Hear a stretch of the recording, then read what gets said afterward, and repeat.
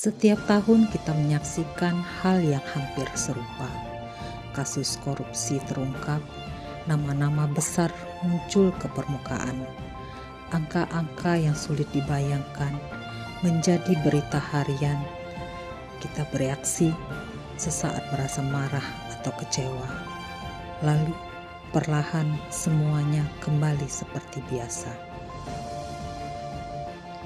Di titik itu ada satu pertanyaan yang sering terlewat, bukan tentang siapa yang bersalah, melainkan mengapa ini terus terjadi.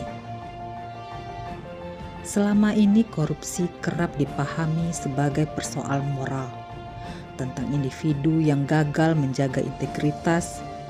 Namun, jika kita melihat lebih dalam, penjelasan itu terasa belum cukup. Karena pola yang sama terus muncul di waktu yang berbeda dan pada orang yang berbeda. Mungkin yang kita hadapi bukan sekedar persoalan individu, melainkan sesuatu yang lebih sistemik. Dalam kajian ilmiah, korupsi dipahami sebagai hasil dari interaksi antara insentif yang terbentuk, peluang yang tersedia, serta batas-batas yang tidak ditegakkan dengan tegas. Dalam kondisi seperti itu, perilaku menyimpang tidak selalu terasa menyimpang. Ia bisa terlihat wajar. Untuk memahaminya, kita perlu menoleh sejenak ke belakang. Pada masa lalu, relasi kekuasaan sering bersifat personal. Loyalitas dibalas dengan pemberian. Batas antara kewajiban dan keuntungan pribadi tidak selalu jelas. Kemudian, dalam sistem kolonial, struktur dibentuk bukan untuk keadilan, melainkan untuk mengambil sumber daya. Dalam ruang seperti itu, penyimpangan seringkali menjadi cara untuk bertahan. Memasuki era modern, kita melihat perubahan bentuk, namun tidak selalu perubahan esensi. Pada satu fase, korupsi bahkan menjadi bagian dari mekanisme kekuasaan. Dan ketika sistem itu berubah, yang kita lihat bukannya hilangnya korupsi, melainkan pergeserannya. Korupsi pada akhirnya bukanlah peristiwa yang berdiri sendiri. Ia muncul dalam kondisi tertentu. Ketika ada dorongan, ketika ada kesempatan, ketika ada pembenaran, dan ketika resiko terasa jauh. Dalam situasi seperti itu, pilihan seseorang tidak selalu didorong oleh niat buruk semata. Kadang ia adalah hasil dari lingkungan yang membuat pilihan lain terasa lebih sulit. Disinilah kita mulai melihat gambaran yang lebih utuh, bahwa korupsi bukan hanya tentang pelaku, melainkan tentang sistem yang membentuk perilaku.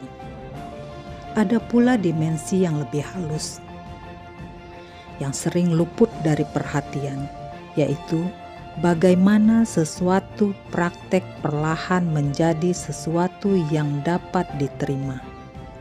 Ketika pemberian kecil tidak lagi dipertanyakan, ketika hubungan lebih diprioritaskan daripada aturan, ketika menyuarakan keberatan terasa beresiko, maka batas antara yang benar dan yang keliru menjadi semakin samar. Dalam kondisi itu, korupsi tidak selalu terasa sebagai pelanggaran. Ia bisa hadir sebagai kebiasaan. Dampaknya jarang terasa seketika, namun justru disitulah letak persoalannya, karena ia bekerja perlahan, mengurangi dari yang seharusnya tersedia, menghambat yang seharusnya berkembang. Apa yang kita lihat sebagai jalan yang rusak atau fasilitas yang tertinggal seringkali bukan sekedar kekurangan, melainkan konsekuensi dari keputusan yang tidak sepenuhnya berpihak pada kepentingan publik. Seiring waktu, dampak yang paling mendalam bukan hanya pada pembangunan, melainkan pada kepercayaan. Ketika kepercayaan melemah, maka aturan kehilangan daya ikatnya. Lalu bagaimana kita merespon? Upaya penegakan hukum tentu penting, namun pengalaman menunjukkan penanganan kasus saja tidak selalu cukup untuk mengubah pola.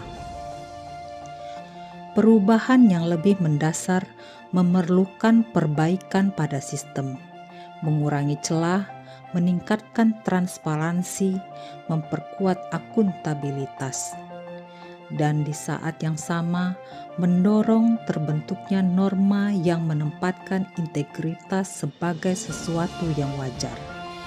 Ini bukan proses yang cepat, namun ia adalah proses yang mungkin. Pada akhirnya, korupsi bukan hanya tentang apa yang terjadi di atas. Ia juga tentang bagaimana kita sebagai bagian dari masyarakat memahami dan meresponnya. Korupsi tidak selalu bertahan karena niat buruk semata. Kadang ia bertahan karena terlalu lama dibiarkan. Pertanyaannya kini menjadi lebih sederhana. Apakah kita akan terus menerimanya sebagai sesuatu yang biasa, atau mulai melihatnya sebagai sesuatu yang perlu diubah? Karena setiap perubahan besar selalu berawal dari cara kita melihat sesuatu.